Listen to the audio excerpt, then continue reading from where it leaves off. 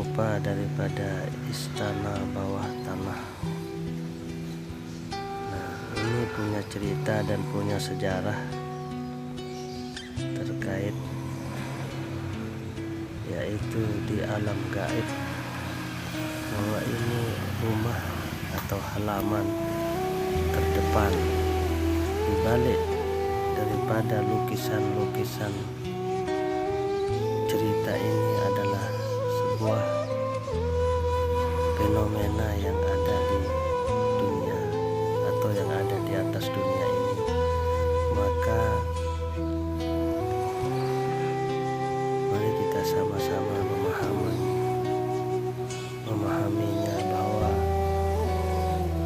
di alam gaib pun ada istana, di atas dunia pun ada istana.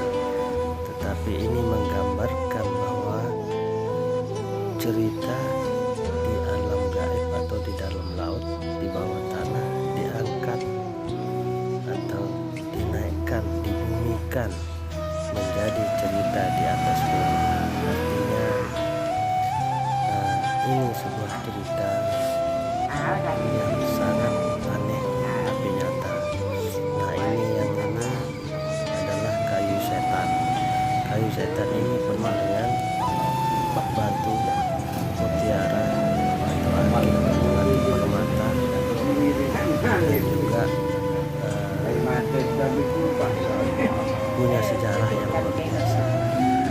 Ini adalah batu-batu asli, bukan daripada batu buatan-buatan manusia. Ini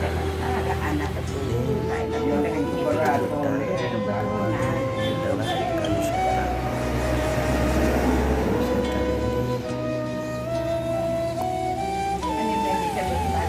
berumur sekitar ratusan tahun.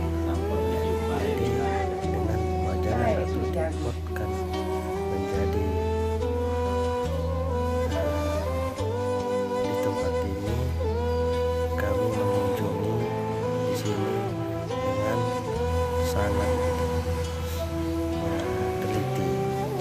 Dan di sini juga ada sebuah pusaka-pusaka yang nantinya ada kita lihat di depan sini.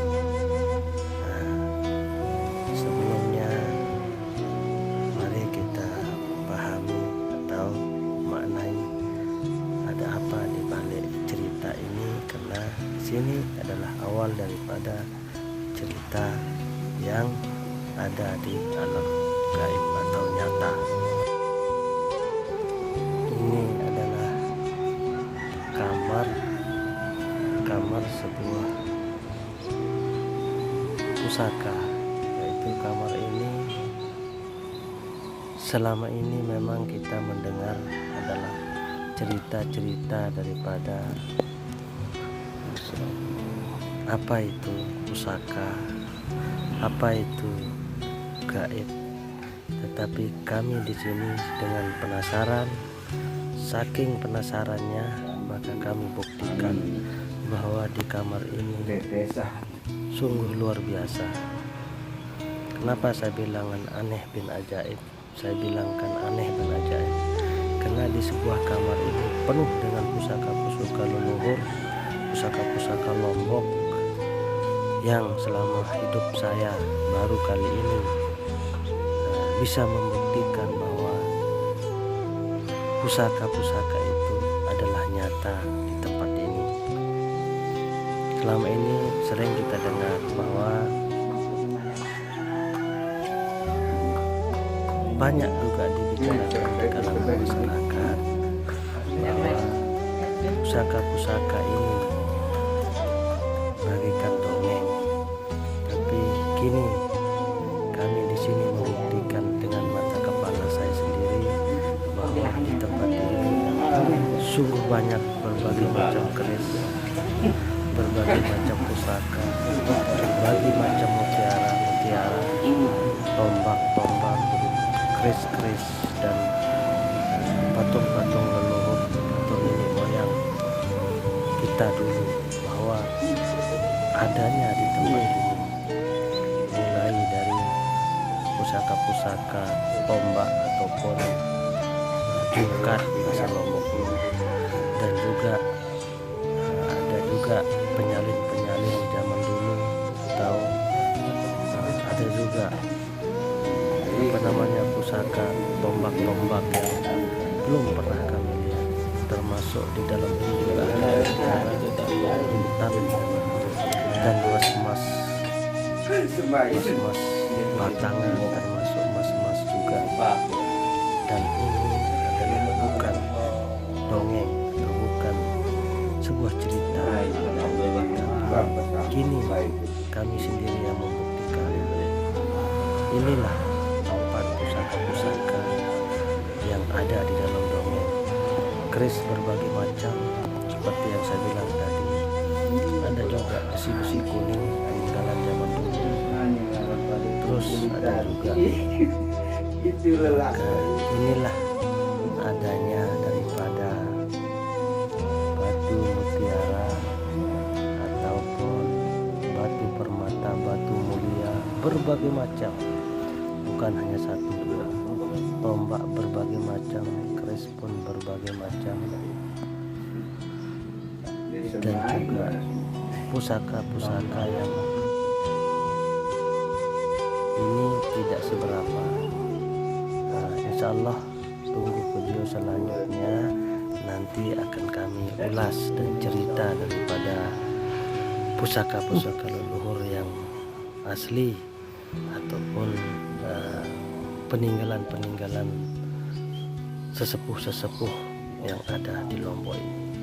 Inilah bapak saya, Bapak Haji Herudin, yang menemani saya atau yang saya temani untuk membuktikan adanya mutiara, batu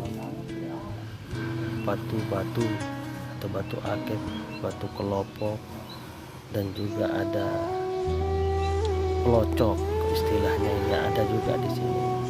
Ini permata, ini tidak, ini masih seberapa karena yang diperlihatkan segini. Nah, nanti insya Allah ada video selanjutnya, di sanalah saya akan buat dan akan mengulas semua cerita yang ada di Lombok ini.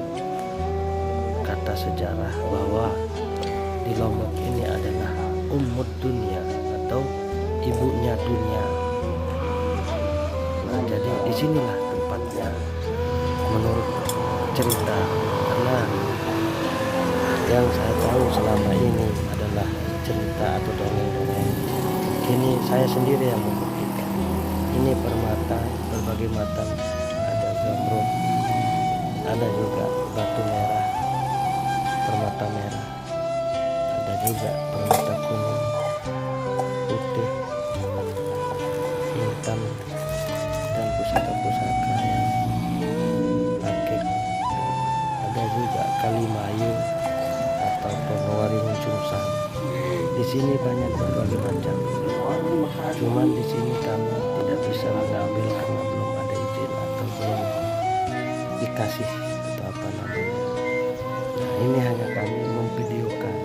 Ini juga bapak saya, dan itu di belakang adalah ini pemegang kunci bapak saya. Ini pusaka tongkat, ada semua kamar ini.